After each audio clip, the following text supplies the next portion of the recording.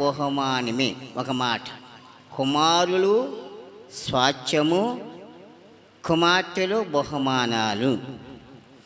ఆడబిడ్డ అనగానే బహుమానము. కాబట్టి ఆడబిడ్డ ఇచ్చిన దేవుడే, మగబిడ్డ ఇచ్చిన దేవుడే, కుమారుడు ఇచ్చిన దేవుడే, కుమార్తెనిచ్చిన దేవుడే. ఎవరైనా సంతోషపడాలి, ఆనందపడాలి బైబిల్లో. కాబట్టి ప్రతి ఒక్కరు కూడా వింటున్నవారు మగబిడ్డను చూసి సంతోషపడక్కర్లేదు, ఆడబిడ్డలు చూసి బాధపడక ఎవరైనా పర్వాల. ఆశీర్వాదాలు చెప్పండి. పిల్లలు అనేది ఆశీర్వాదం. ఒక చెట్టుకి పండ్లు ఉంటాయి. పండ్లు ఉన్నప్పుడు చెట్టు ఎలా ఉంటుందో, ఫలాలు లేని చెట్టు ఎలా ఉంటుందో చూడండి.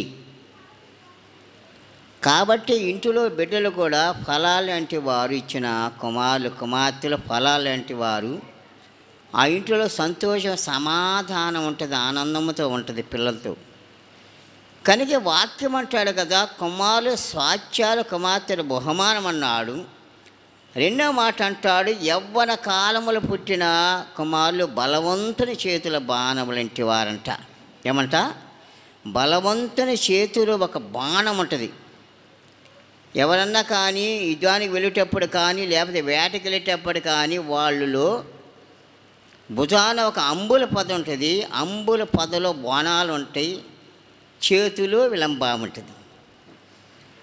కాబట్టి దేవుడు ఎలా పోల్చారంటే, జ్ఞాపం చేసుకున్నప్పుడు అంబుల పొదనగా కుటుంబం అని పోల్చాడు. అంబుల పొదనగా కుటుంబాన్ని పోల్చుకున్నా.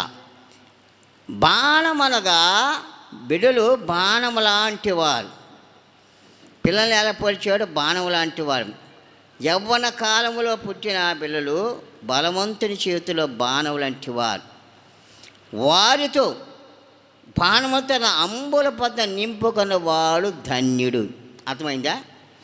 ఆ బాణాలని ఎలా ఉంచుకోవాలంటే అంబుల పొదలో ఉంచుకోవాలి. జాగ్రత్తగా వింటున్నారమ్మా? ఆ బాణాలని అంబుల పొదలోని జాగ్రత్తగా పరుచుకోవాలి. ఎలాగంటే అలాగా పడేయకూడదు, ఎలాగంటే అలాగా వదిలేయకూడదు. కాబట్టి ఆ బాణమే మన పిల్లలు, ఆ బాణమే మన బిడ్డలు. ఆ బాణాలు లాంటి బిడ్డలు ఎలాగ ఉండాలి జ్ఞాపకం చేసుకున్నప్పుడు మనము అంబుల పొదలో కుటుంబాలు జాగ్రత్తగా పంచుకోవాలి. స్తోత్రాలు. జాగ్రత్తగా మన బిడ్డలందరూ కూడా దేవుని బిడ్డలు జ్ఞాపకం చేసుకున్నప్పుడు ఇక్కడ వాక్యాన్ని మనం గుర్తు చేసుకున్నాం. అట్టివాడు చిగ్గుపడక గుమ్మముల తన విరోధులు వాదించును. అట్టివాడు సిగ్గుపడక గుమ్మములు తమ విరోధులతో వాదించును. దేవుని బిడ్డలారా జ్ఞాపకం చేసుకున్నప్పుడు యవ్వన పాయములు పెట్టిన కుమారులు కాదు, కుమార్తెలు కావచ్చు, వాళ్ళు అలాగని యవ్వనస్తులు ఉండగానే బిడ్డలు ఎక్కువ వస్తారు, ఉపయోగపడతారు, తల్లిదండ్రికి సహాయకరంగా ఉంటారు, తల్లిదండ్రికి ఆధారంగా ఉంటారు. కాబట్టి మన బిడ్డలను దేవునికి సన్నిధులు దేని బిడ్డరా ఈ వాక్యం ఉంటున్నప్పుడు ప్రతి ఒక్కరు జ్ఞాపకం చేసుకున్నప్పుడు పిల్లలు ఇందాక చెప్పాను కదా, ఒక చెట్టుకి ఫలాలు ఎలా ఉండాలి అలాగనే మన బిడ్డలు చెట్టుకి ఎలాగ ఫలం, మన కుటుంబంలో కూడా ఫలాలుగా ఉండాలి. ఆ ఇల్లు వర్ధిల్లబడుతుంది, దీవించబడుతుంది. మనకు అందరికీ తెలుసు, అన్న చెప్పిన సార్లు ఒకటో సమయంలో చదవక్కర్లేదు కానీ 1వ అధ్యాయం 3 వచ్చి ఉంటుంది. అన్న పిల్లలు లేరు. అన్న తన భర్తకి 2 భార్యలు, ఒక ఆమె కానీ పెనీనా, ఒక ఆమె కానీ అన్న. పెనీనాకి పిల్లలు ఉన్నారు, అన్నకి పిల్లలు లేరు. అన్న భక్తిపరురాలు, ప్రార్థనాపరురాలు. అన్నను పరీక్షించిన కొన్నాళ్ళు టైం తీసుకున్నాడు ఇవ్వటానికి. కానీ జనం పెడుతున్న బాధ వింటున్నారా? పిల్లలు లేనోళ్ళు పడే బాధ చాలామంది చూసి, ఒక అమ్మాయి నాకు తెలిసిన అమ్మాయి ఉంది, పిల్లలు ఇప్పుడు పెళ్ళైన కాడ నుంచి బిడలేక ఫంక్షన్ కూడా రాదు. ఆ అమ్మాయి బయటికి రావాలంటే ఇష్టపడటం వల్ల ఎవరేమనుకుంటారు నన్ను చూసి. అలాగనే ఎవరు బాధపడలేని వాళ్ళు, కానీ కొంతమంది ఎదురు రారంట. 3వది ఫంక్షన్కి పిలవరు ఆ అమ్మాయిని, పిలిచినా పాదు. అంటున్నారా? ఒక మాటానికి బంధువులు పిలిచినా పాదు. కారణం ఏమంటే ఆ ఇంటిలో కొదువు ఉన్నది. ఎందుకంటే అన్నాను అదే హింసించారు. ఫంక్షన్లు పిలవరు, బంధువులు పిలవరు, ఆమె ఎదురుస్తే రారు. ఎందుకంటే ఆమె గొడ్రాలనబడినటువంటి ఆమె. పేరు భయంకరమైన పేరు ఉన్నది. ఏంటంటే భయంకరమైన పేరు గొడ్రాలు. ఎవరు విలివేయరు, ఎవరు కూడా అందరు కించవరిచి మాట్లాడు, నీకు పిల్లలు పట్టరు అన్నట్టుగా, నీ గుడ్రాలు అన్నట్టుగా మాట్లాడుతున్న ఆ బాధగా తట్టుకోలేకపోదు. రోజు ఆస్తి లేకపోయినా ఐశ్వర్యం లేకపోయినా పర్వాలేదు, కానీ ఇంటిలో బిడ్డలు లేనటువంటి కుటుంబం ఎలాగా బాధలతో ఉంటుందో మీకు అనేక మందికి తెలియదు. వాళ్ళని కనుక్కోండి. నేను ప్రార్థన చేస్తుంటాను కదా, కుటుంబాలు వాళ్ళు పడే బాధ ఇక్కడి నుంచి ఇక్కడికే నవ్వుతారు, కానీ లోపల హృదయంలో ఒక బాధ. రెండేది, మనం ఏదన్నా ఫంక్షన్కి వెళ్ళినప్పుడు, ఎక్కడికన్నా ఫంక్షన్కి వెళ్ళినప్పుడు, ఎక్కడికైనా మీటింగ్కి వెళ్ళినప్పుడు, మరొకసారి చుట్టాలు కలిగినప్పుడు, అమ్మ బాగుండావా అంటారు. నరసమ్మ బాగున్నాం. ఎంత పొలం ఉంది, ఎంత ఆస్తి ఉంది, ఎన్ని బిల్లుగున్నాను, ఎంతమంది పిల్లలు, స్తోత్ర. ఇది మైండ్. ఎంత ఆస్తి ఉంది, ఎంత బిల్డింగ్ ఉంది అలాగే ఎంతమంది పిల్లలు, ఇది ప్రశ్న వస్తుంది. అప్పుడు బిడ్డ లేనప్పుడు ఆ మొక్కమ చిన్నపాత, అదే అన్న చిన్నపాత ఉంది, బాధపడుతుంది. కనుకనే ఒక దినాన ప్రభువు దగ్గరికి వెళ్ళి ఏడ్చింది, కన్నీళ్ళు కార్చింది, మొరపెట్టుకుంది. ఏమని తెలిసిన, ప్రభువా నాకున్న నింద, నాకున్న ఈ అవమానము, నాకున్న ఈ హృదయంలో వేదన బాధ, ఒక ఫంక్షన్కి పోలేను, బంధువులు పోలేను, పోతే నా సవి చూడబోతే నన్ను కించబరుస్తుంది, మా గొడ్రాలని మాట్లాడు. కాబట్టి నాకు ఒక మగపిల్లోని అయ్యా, ఏమన్నది, నాకు ఒక మగపిల్లోని కనుక ఇస్తే ఆ కుమారుని తిరిగి నీ మందిరానికి ఇస్తా. నాకున్న ఈ యోమ నీ దోసురాలు నాకు ఒక మగపిల్లోనికి ఇస్తే ఆ బిడ్డ నీ మందిరానికి ఇచ్చేసి నీ సేవకి ఇచ్చేస్తానయ్యా అని మొక్కుకుందంట అన్న. ఏమైంది, మొక్కుకుంది. మొక్కుకున్న తర్వాత ఆమె ప్రార్థన చేసుకొని విజ్ఞాపన చేసి విజ్ఞాపన చేసిన తర్వాత దేవుడు ఆ మొక్కుబడి తీర్చాడు. స్తోత్రాలు చెప్పండి, హల్లెలూయా. దేవుని దగ్గర వేడ్చింది, కన్నీళ్ళు కార్చింది, విజ్ఞాపన చేసుకొని మొక్కుకొని ఇంటికి వెళ్ళినాక దేవుడు ఆమెకు గర్భఫలం ఇచ్చాడు. గర్భఫలం ఇచ్చిన తర్వాత ఆమె ప్రసవ కాలం వచ్చినప్పుడు కుమారుని కన్నది. ఇప్పుడు చెప్పాలా, ఏల్చమ్మా ఏమని మొక్కుకుంది మందిరములామా, వాక్యంలో ఉండవా, ఏమని మొక్కుకుంది మీరు చెప్పండి విన్నవాళ్ళు.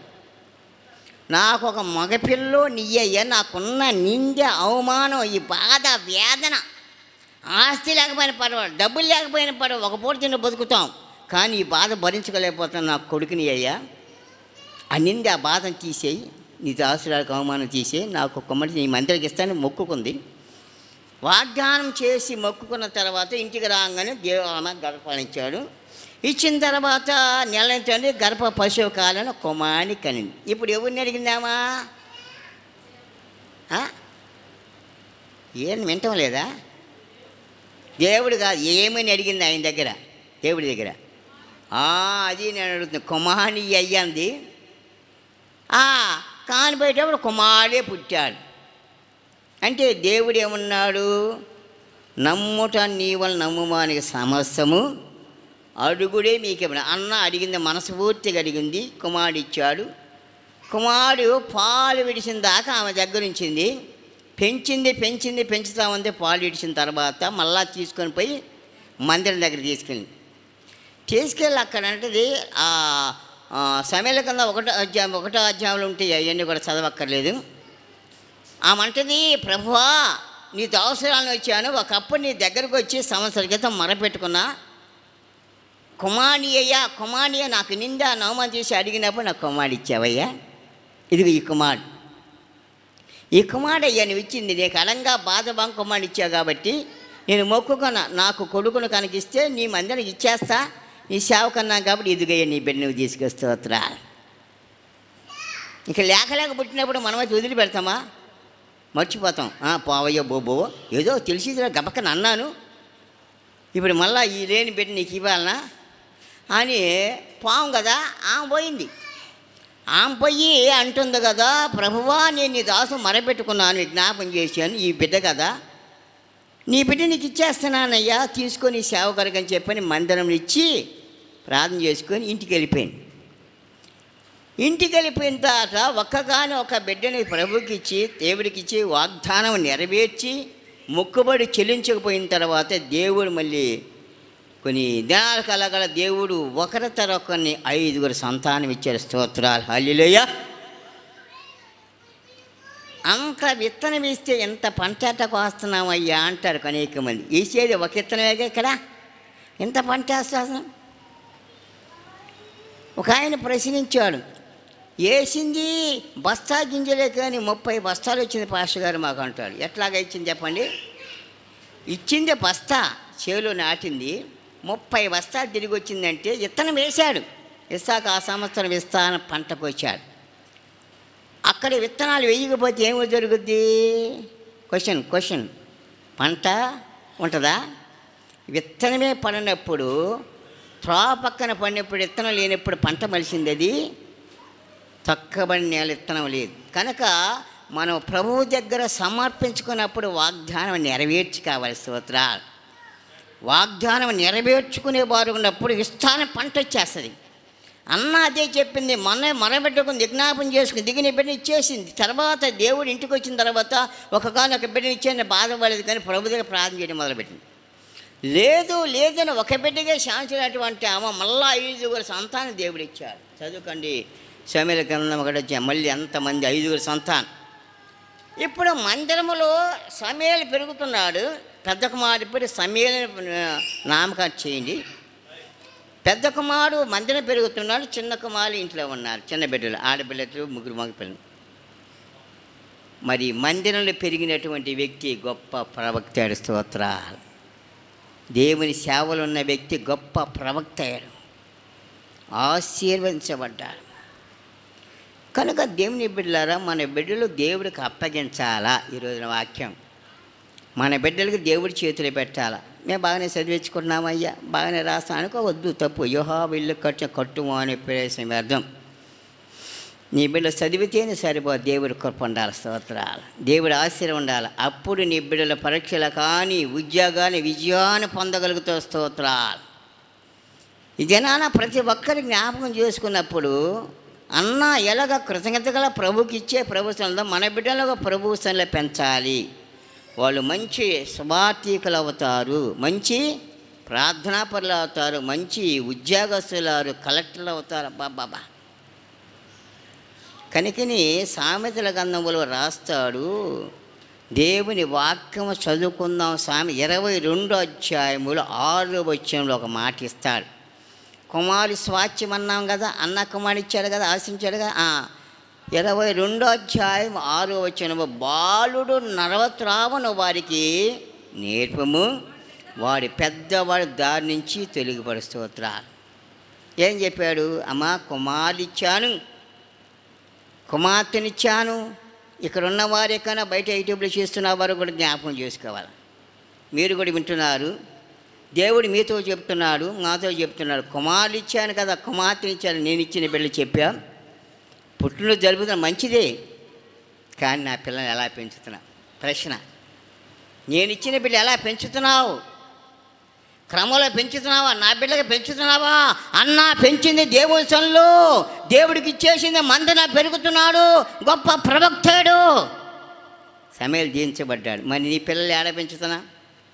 అన్నకి ఇచ్చాను, దేవుని సేవ పెంచింది. దేవుని సేవలు పెంచుతున్నావా? క్రమంలో పెంచే వాక్యం పెంచినప్పుడు ఇక్కడ అంటాడు, బాలుడు వాళ్ళు చెప్పక నడవస్త్రావను వాడికి నేర్పము, వాడు పెరిగి దాని నుంచి తొలగిపోవాలి. ఎప్పటి నుంచి పెంచాలా? ఇప్పుడు కాదండి. కొంతమంది అంటారు బడికి పోయి సాలిపోయింది, ఏమి సండే స్కూల్కి వస్తాడు. బడికి పోయి ఇచ్చాడు, నిన్నంతా పోయాడు, సాలిపోయింది కదా, ఇంకా బడికి పోయి ఇంకేం వస్తాయంటే, ఆ బడికి పోతే పరీక్ష దేవుడు చేపియొద్దా? నీ పిల్లలు చదువుగా సరిపోద్దా? కొంచెం పెద్దగా ఏందయ్యా మందిరానికి పంపించలేదు, కానీ ఇప్పుడు 10థ్లోకి వచ్చాడు కదండి, లేకపోతే 9థ్లోకి వచ్చాడు కదా, చదవాలి కదా, ప్రార్థన ఎడ కుదురుతుందంట. అదే డిగ్రీ తిరిగేటప్పటికల్లా డిగ్రీ పెద్దగా చదువులోకి వచ్చాడు కదా, మరి ప్రార్థన ఆడకూడదు. ఎప్పుడు పంపిస్తాం? ఇంకా నువ్వు బాల్యమనిచ్చే నేర్పము, ప్రభువుకి అప్పగించమన్నావు, అప్పగించింది నీ బిడ్డని దేవుడికి అప్పగించు, సండే స్కూల్ పంపు, దేవుళ్ళ పెంచు, వాడు పెరిగి దాదించి తొలగిపోడు, క్రమంలో ఉంచాడు. మొక్క అయినది మారంది మానేనక మారుతుందా? మొక్కలోనే వంచేసేయాలి, మొక్కలోనే వంచేయాలి. కానీ మానైపోయిన తర్వాత మీరు ఎప్పుడన్నా పొట్లకాయలు చెట్లు కాయటం చూసారా? చూడాలమ్మా, ఉంటాయి పెట్టుకుంటే చాలా పొట్ల చెట్లు ఉంటాయి, ఉండే కదా. ఆ పొట్లకాయ పిందె పుట్టినప్పుడు అలా వస్తుంది. దానికి ఏం చేస్తారంటే మన పెద్దోళ్ళు ఒక రాయి తీసి తాడు కడతారు. ఎందుకు చెప్పండి అర్థం? చక్కగా కిందకి రాట, చక్కగా కిందకి రావటానికి రాయి కట్ట. అదే రాయి కట్టలేదు అనుకో ఏమైద్ది? వంకర టింకర వస్తారా. ఇప్పుడు అర్థమైందో వాక్యానికి? కాబట్టి మనం ఎప్పుడైతే బాల్యం నుంచే క్రమశిక్షణగా పెంచుతూ ప్రభువులు పెంచుతారో చక్కగా వచ్చేస్తారు. బైబిల్ అంటాడు, నీ భోజన బలు నీ పిల్లలు ఒలీవుల మొక్కలుగా స్తోత్రా. ఒలీవుల మొక్కలుగా ఉండాలి పిల్లలు, వంకర టింకర మొక్కలుగా ఉండకూడదు. స్తోత్రాలు. వంకర టింకరగా ఉండాలంటే అనేక అలవాట్లకు బానేసి అయిపోయి, చెడు సాగ బానేసి అయి చీకటి అంధకాలం చీకట్లు చూపిస్తారు. ఈరోజు కొద్ది, రేపింత పెరిగిపోతుంది. కొంతమంది మీకు తెలియదు కానీ మేము వింటుంటాం, అబ్బా పాస్టర్ గారు మా అబ్బాయి ఎంత మంచోడండి, 10 మంది స్నేహితులు ఉంటారు మా పిల్లోడు. అమ్మ బాగుంటారా? పర్వాలేదా? భలే ఉంటారండి, 10 మంది స్నేహితులు. గొప్పలు చెప్పుకోడు. ప్రార్థనకు పోతారా? ప్రార్థనకు పోరు. దేవుడు లేదు. అలాంటి వచ్చి స్నేహమా? చెడును చూడకము, చెడు సావాసాలు పంపించము, క్రమశిక్షణ పిల్లని పెంచు, దేవుడి దగ్గర మనబెట్టు. నా బిడ్డ పరిస్థితి అని ప్రభువా నువ్వు అప్పగించు. దేవుడు ఒక దినాన్న ఆశీర్వదిస్తాడు. దేవుని పిల్లల జ్ఞాపకం ఎఫెసీ రాసిన పత్రిక 6:4 కూడా అంటాడు, చదవండి. ఎఫెసీలకు రాసిన పత్రిక 6:4 కూడా అంటాడు. 6 ఎఫెసీలకు రాసిన పత్రిక 6:4 చదువుకుందాం. తండ్రులారా మీ పిల్లల కోపం రేపక ప్రభువుకు శిక్షలను బోధన. నరసమ్మ ఏం చెప్పాడు? చెప్పాడు ఏమంటే చెప్పాడు?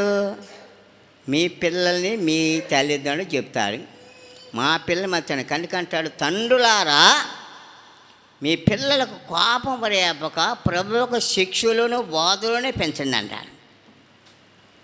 మనం ప్రార్థనలు పోతుంటే ప్రార్థనలు పోతారు, మనం చెడు సావాసాలకు వెళ్తుంటే చెడు సావాసాలు, మనం ఏ క్రమంలో అయితే ఆ క్రమంలో చేస్తాడు. అర్థమవుతుందా? మనం ఏది చేస్తే పిల్లలు అలాగే చేస్తుంటారు, నీకు తెలీదు. ఏమి చేస్తే అది చేసి చూడండి. మనం తల్లిదండ్రి ఎలా చేస్తాడో చూస్తాడు. మీరు అబ్జర్వ్ చేయమని మీరు జ్ఞాపకం చేయాలి. అనుకోక వాళ్ళకి తెలియదు అనుకోండి. వాళ్ళు ఈరోజు తెలియ పెద్ద జ్ఞానం ఇచ్చాడు దేవుడు. మనకు తెలియని పని వాళ్ళు చేసేస్తారు. చాలా జాగ్రత్తగా పిల్లల దగ్గర చాలా జాగ్రత్తగా ఉండాలి. ఏమి తెలియకూడదు వాళ్ళకి. మనకు తెలియదు అనుకుంటాం, పిల్లలకు వాళ్ళకి ఏం తెలుసు? వాళ్ళకి అన్నీ తెలుసు. కాబట్టి పిల్లల మధ్యలో కొట్టుకోవడం, గొడవలు చేస్తున్నామా, అది వాళ్ళ మొత్తం అభిపాతి. కనుక దేవుని బిడ్డలారా జ్ఞాపకం చేస్తున్నా, ఒక దినాన 2 భార్యాభర్తలు ముసలి వృద్ధులు ఉన్నారు. టీవీలో చూస్తున్నా, అందుకు చెప్తున్నాను. ముసలి వృద్ధాపాయములు ఉన్నారు. కొడుకుని బాగా సాగి పెద్ద చేసి, బాగా బోరమ సాచి పెళ్లి చేసి, వింటున్నారా? పెళ్లి చేసిన తర్వాత పెళ్లి చేశాడు. పెళ్లి చేసిన తర్వాత కొన్నాళ్ళు తల్లిదండ్రులు బాగుండాడు, తల్లి చూసుకున్నాడు. కొన్నాటికల్లా ఆయనకి పిల్లలు పుట్టారు. ఆయన పిల్లలు పుట్టిన తర్వాత భార్య చేసి, మన పిల్లలు మనకు ఏలాంగ సాగుతాయని తీసుకెళ్ళి ఇల్లు ఇదైపోయి ఇంట్లో ముందు ఒక పంచేసి పాకేసి, పాకలో తల్లిదండ్రులు పెట్టారు ముసలి వృద్ధులని. ఇంటి ముందు పాకేసి పాకలో ముసలి వృద్ధులు పెట్టేశారు. ఈ భార్య పిల్లలు ఇంట్లోనే ఉంటున్నారు. బాగానండి. ఈ భార్య ఇప్పుడు జరిగిన సంగతి, భార్య మాత్రం ఇంట్లో ఉంటున్నారు. ఒక దినాన వీళ్ళు చూసి చూడనటువంటి టైంలో ఒక దినాన వాళ్ళ నాన్నగారు కొడుకు ఫోన్ చేశాడు, చిన్న ఫోన్ ఒకటి. అయ్యా మీ అమ్మెందు నీరసంగా ఉంది, బలహీనత. అమ్మో తెలిసమ్మా ఈయను నీరసంగా ఉంది, బలహీనతగా ఉంది, బాగా ఏదో బాధపడుతుందిరా. అయ్యా పొద్దు నుంచి అన్నం తినలేదు, రాత్రి నుంచి, వింటున్నావా అని ఫోన్ చేసేటప్పటికి వచ్చాడు. ఎప్పుడుగా చెప్పగానే అరగంటకు వచ్చేసి ఆ ఇంట్లోకి ఒక బొచ్చులోకి వెళ్ళి అంతా ఎప్పుడు అన్నం తెచ్చి సదిది పెట్టేశాడు. ఆమె పెట్టేసి ఆ చల్లంగా ఆమె తింది కోలుకున్న తర్వాత బాగానండి. రెండో రోజు మూడో రోజు ఆ తండ్రికి చిన్న బలహీనత వచ్చింది. అమ్మాయినండి చిన్న బలహీనత వచ్చింది. బాగా అనారోగ్యంగా పడిపోయాడు. మంచం లేవటం వల్ల ఆయనకు అన్నం లేక బాధతో లేవలేని సమయంలో అమ్మ ఎక్కువ కదా, ఆత్రత కదా, కొడుకు ఫోన్ చేసి నాయనా మీ నాన్నగారు ఏందిరా లేచేటట్లు ఏదో పడిపోతున్నాడురా, నీరసంగా ఉంది, అన్నం రాత్రి నుంచి తినలేదురా, రాత్రి నేను పెడితే అది సరిగ్గా తినలేదు కనుక రయ్య ఎందో పడిపోయి అని చెప్పడానికి బాగానే ఎప్పుడుగా వచ్చాడు. గంటకు వచ్చేసి ఆ ఇంట్లో రాత్రి మిగిలినటువంటి అంత సర్ది తీసుకొచ్చి ఏనండి బాగా ఆ నాన్నకి ఇచ్చాడు. అమ్మకి ఇచ్చాడు కదా ముందు, నాన్నకి ఇవ్వటానికి ఇవ్వలే, ఇంకా చిత్తపడుతున్నాడు ఇవ్వటానికి, ఇవ్వల రాలే, ఇంకా ఫోన్ చేసింది వచ్చాడు. నాన్నకి ఇంకా ఇవ్వాల, అమ్మకు ముందు ఇచ్చాడే బాగులేదు కానీ ఇప్పుడు ఏడుస్తూ అమ్మ చెప్పింది. వచ్చి కుమారుని చేశాడు. అదంతా ఎతుకుతా ఉన్నా, అటు ఇటు ఎతుకుతా ఉన్నాడంట. బయట లోపల ఎతుకుతున్నప్పుడు అప్పుడు కొడుకు వచ్చాడు, చిన్నోడు అంతోడు. సరే ఓకే తల్లి, మా అమ్మ చూడిపోని అడిగి తెచ్చింది. వచ్చి ఆ కుమారుడు చిన్నోడు అడిగంట, నానా ఏమి ఎతుకుతున్నావు నాన్న అన్నాడంట. అంటేను తండ్రి అన్నాడు కదా, అరే నిన్న అమ్మ నాయనమ్మకు అన్నం పెట్టానంట, బొచ్చ ఒకటి ఉంది, ఆ బొచ్చ నాన్నకి పెట్టాలి కాబట్టి ఎతుకుతున్నా కనిపించలేదు నాన్న అన్నాడంట. ఏమిటి ఆ బొచ్చ అని జ్ఞాపకం చేసుకొని కుక్కగా పెట్టే బొచ్చ, అన్న కుక్కకేసి పెట్టే బొచ్చేది. ఆ బొచ్చులు అమ్మగా పెట్టేది అదే బొచ్చులు, నాన్న కూడా అదే బొచ్చులే పెడుతున్నాడు. ఈరోజు బొచ్చులే పెట్టడానికి మా బొచ్చులే పెట్టడానికి ఎతుకుతున్నాడు, దొరకలా. కొడుకు వచ్చాడు, ఏంటి నాన్నని, ఒక బొచ్చ నాయనమ్మని పెట్టానరా తాతకి పెట్టడానికి కనిపెట్టంటే, నాన్న నా దగ్గర ఉంది ఇదిగో అన్నాడు. తెచ్చి చీపెట్టాడు. ఎందుకంటారా ఈ బొచ్చని నువ్వు దాసి పెట్టింది, మరి నాన్నకి పెట్టాలంటే అని కదా. నాన్న ఇప్పుడు కనుక మీ నాన్నకి పెట్టి రేపోతే నీకు నేను పెట్టొద్దా, ఈ బొచ్చులో నువ్వు పెడుతున్నావు మీ నాన్నకి, అప్పుడు దాకా ఈ బొచ్చు కావాలి కదా, నువ్వు ఈ టైం వచ్చేదా కనుక ఈ బొచ్చ నీ కోసం దాపెట్టాను నాన్న అన్నాడంట. శాస్త్రం అంటారు తండ్రి బొచ్చే తరతరాలు అంటది. మనం ఎప్పుడైతే ప్రభువులో మన బిడ్డలు పెంచగలుగుతామో, దేవుడు మన బిడ్డలను మంచి జ్ఞానము తెలివిచ్చినప్పుడే బిడ్డల తల్లిదండ్రులు చూసుక కనిపిస్తాడు. కనుకని దేవుని బిడ్డ, దేవుని వాక్యం ఉంటున్న మన ప్రతి ఒక్కరు కూడా దేవుని స్థలంలో బిడ్డలు అప్పగించాలా. అన్న అప్పగించింది మంచి గొప్ప ప్రవక్త దీవించబడ్డాడు. మన బిడ్డలు గొప్ప అంటాడు, తండ్రులారా మీ పిల్లల కోపం రేపగా ప్రభుకు శిక్షలోని బోధలు. ఏ బోధలు పెంచాలి మనం ఇప్పుడు? పిల్లల సహవాసాలా? పిల్లల సహా ఎంత ఒప్పుకుంటుందో పెంచుకుంటారు, కొంత చెప్పుగా పక్కనొద్దు. వాడు ప్రార్థన కూడా కాదా, దేవుళ్ళో ఉండాలా కాదా, ప్రార్థన కుటుంబం కాదు తెలుసు, కానీ అప్పుడు పంపండి స్నేహితానికి, వద్దని చెప్పలేదు. చెడు సహవాసాలు పంపకూడదు. కనుక దేని పిల్లల ప్రభుత్వంలో దావీదు పెరిగాడు, మహారాజాడు. స్తోత్ర. చిన్న దావీదు పెరిగాడు, మహారాజాడు. దేవుని జ్ఞాపకం చేసుకున్నప్పుడు అక్కడ యేషోబు అన్నదమ్ములు అమ్మేసి ఊరిబడి నెట్టేసి ఇస్మాయిల్కి అమ్మేసినగా ఐగుప్తుకు బానేసగా పోయాడు. బానేసి అక్కడి నుంచి పోతాబారు దాసికి వెళ్ళాడు, అక్కడి నుంచి జైలుకి వెళ్ళాడు. చివరికి తీసుకెళ్ళి దేవుడు ఏడబెట్టాడంట, ఐగుప్తు ప్రధాని పెట్టాడు. కారణము దేవుల్లో ఉన్నాడు కాబట్టి. చిన్నప్పటి నుంచి కష్టం వచ్చిన చెరసాల పైన దేవుని విడిచిపెట్టల. ఎంతమంది అండి వర్ధిల్లబడ్డాడు. సమయాలు చూసావు కదా, గొప్ప ప్రవక్త. ఎస్తేరు చూశాడు కదా, మహారాణి, పేద కుటుంబంలో పెట్టినట్టు ఎస్తేరు అని మహారాజు. ఇట్టిరియా మహారాణి దీవించబడింది కనుక ఎంతోమంది ఆడపిల్ల దీవించబడ్డాడు, మగపిల్ల దీవించబడ్డారు. కనుక ఆడపిల్ల కావచ్చు, మగపిల్ల ఎవరైనా చావచ్చు, మన బిడ్డలను ప్రభువుకు అప్పగించడమే మన పని. దేవుని సన్నిధిలో వాళ్ళు పెరగాలి. ఎస్తేరు ఎలాగ పెరిగి వర్ధిల్లబడిందో మన బిడ్డలారు. కనుకని లోకాసువార్త మనం చదివినప్పుడు ఎలా పెరగాలి, మనం చదువుతున్నప్పుడు లోకాసువార్త బైబిల్ తీసుకోండి. లోకాసువార్తలో మనం చదువుకుందాం. ఈ రోజున వాక్యాన్ని ఇంటున మనం జ్ఞాపకం చేసుకుందాం. లోకాసువార్త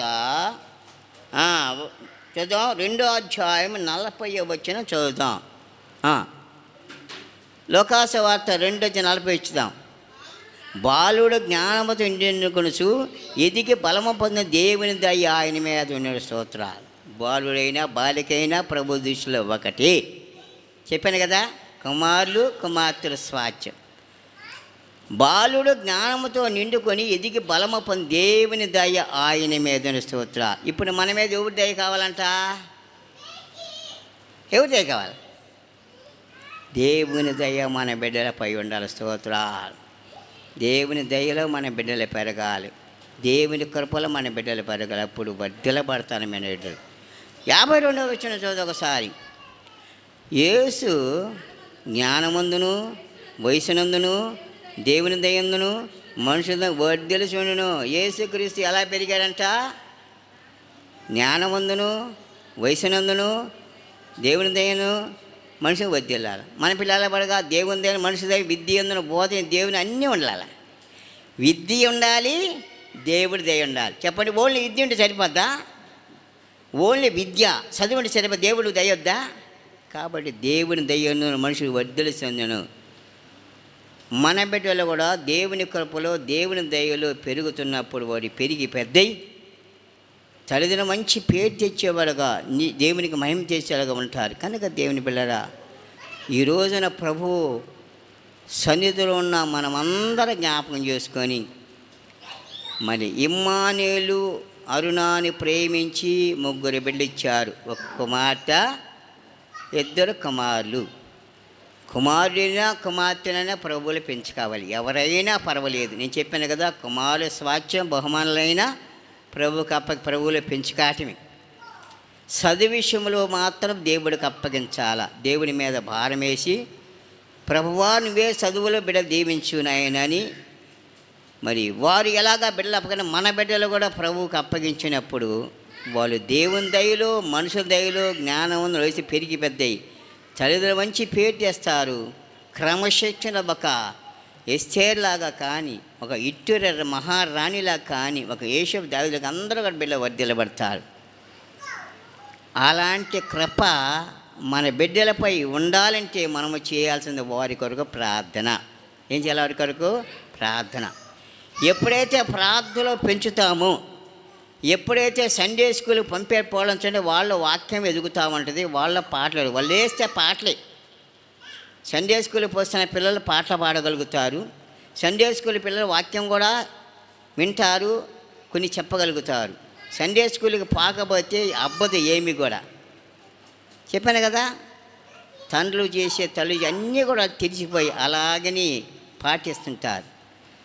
జ్ఞాపం చేసుకుందాం. ఈ రోజున ప్రతి ఒక్కరు కూడా దేవుని సన్నిధిలో మనం కృతజ్ఞత కలిగి ఉండాలి. ఈ బిడ్డ దేవుడిచ్చాడు, ఈ కుమార్తెని దేవుడిచ్చాడు, అమ్మా ఈ కుమార్ దేవుడిచ్చాడు అన్న అంటది. ఆదికాండములో 4వ అధ్యాయం అంటది, యెహోవా దయని ఒక కుమారుని సంపాదించుకొని. ఏమంటది?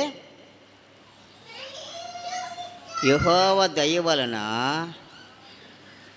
నేనొక మనిషిని సంపాదించుకొని అంటది కదా. దేవుని దయ వల్లనే కుమారులు రావాలి, దేవుని దయ వల్లనే కుమార్తె రావాలి. అంతేకాని మన బలము, మన జ్ఞానము, మన శక్తి కాదు. కానీ ప్రభు కృపలో ఉండాలని జ్ఞాపకం చేస్తున్నాం. దేవుని బిడ్డలారా, దేవుడి వాక్యం ఏంటన్నా ప్రతి ఒక్కరు కూడా సంతానం లేదని బాధపడబాకండి. వృద్ధాప్య దేవుడు ఎలిజబెత్ కుమారుని లేదా? వృద్ధాప్యలో శారమ్మ కుమారుని లేదా? గనురాల కుమారుని లేదా? వృద్ధాప్యములు అన్నా కుమారుడు. ఎందుకు భయపడబాకండి. దేవుని వాక్యం ఎవరైనా చేరి ప్రభు ఇస్తాను. నమ్ముటని నమ్మవాని ప్రభు అన్నాలాగా మోకరించి ప్రార్థన చేయి, దేవుడు నీకు ఇస్తాడు. కుమారుస్తాడు, మీ కుటుంబంలో కొదురు తీరుస్తాడు. దేవుడిచ్చిన బిడ్డలను ప్రభువుకు అప్పగించండి. పిల్లలు ఉన్నవారు ప్రభువుకు అప్పగించి ప్రభువులు పెంచండి. విద్యలోను బోధన దేవుని ఉవ్వించి వాడి పెద్దవారైనప్పుడు దేవుని క్రమంలో పెంచుకోవాలంటాడు. ఇక్కడ ఈ దినాన దేవుడి వాక్యము, కుమారులు యెహోవాను స్వాస్థ్యం. చెప్పు అన్న, ఆమె చెప్పమ్మా. అచ్చిన కుమారులు ఎవరు? కుమార్తెలు ఎవరు? బహుమానాలు. బహుమానమైన స్వాస్థ్యమైన ఆశీర్వాదాలే కదగా. కాబట్టి దేవుడిచ్చిన ఆశీర్వాదాలు మీరు ప్రభువుకు అప్పగించి ప్రభువులు పెంచ మనం చేస్తూ ఈ మాటలు ముగిస్తూ ముందుగా 103వ కీర్తన అంటాడు, నా ప్రాణమా యెహోవా ఆయన చేసిన ఉపకారములు దేనిని, నా ప్రాణమా నా అంతరంగమా నాలో ఉన్న నా సమస్తమా, నా ప్రాణమా నా అంతరంగమా నాలో ఉన్న నా సమస్తమా, యెహోవా చేసిన ఉపకారములను దేనిని మరువక కొనియాడుమా, యెహోవా చేసిన ఉపకారములను దేనిని మరువక కొనియాడుమా, నా ప్రాణమా నా అంతరంగమా నాలో ఉన్న నా సమస్తమ. దావీదు అంటాడు ఈ మాట, మహారాజు అంటాడు, నా ప్రాణమా యెహోవాని సన్నిధించుము, నా అంతరంగ సమస్తం ఆయన. పిల్లలు తీసుకో, ఆయన పరిశుద్ధ నామ, ఆయన చేసిన ఉపకారములు దేనిని, ఆయన చేసిన ఉపకారము దేనిని, ఏం చేశాడు? ఇమ్మానుయేలు అరుణ బిడ్డపాటంటే దేవుడు 2 కుమారులను కుమార్తెనిచ్చి బ్లెస్సీని ఆశ్రయించి, బ్లెస్సీ అనగా దేవుని దీవెన. స్తోత్రం చెప్పండి. ఆ పేరులోని ప్రత్యేకత దేవుని దీవెన. దేవుని దీవెన పొందుకుంటూ 5 సంవత్సరాల కాసి కాపాడి ఏమిచ్చాడు ఆశీర్వాదం? 65 కీర్తన 11వ వచనం చదివి ముగించుకుందాం. 65వ కీర్తన 5 సంవత్సరాలు కాసి కాపాడి 6వ సంవత్సరం ప్రవేశపెడుతున్నాడు. ఏమిచ్చాడు ఆశీర్వాదాలు బ్లెస్సీకి? 5 7 6 వెళ్ళిపోయి 7 స్తోత్రం అంటే 6 నిండిపోయింది 7 ఇచ్చింది. స్తోత్రం చెప్పండి. హల్లెలూయా.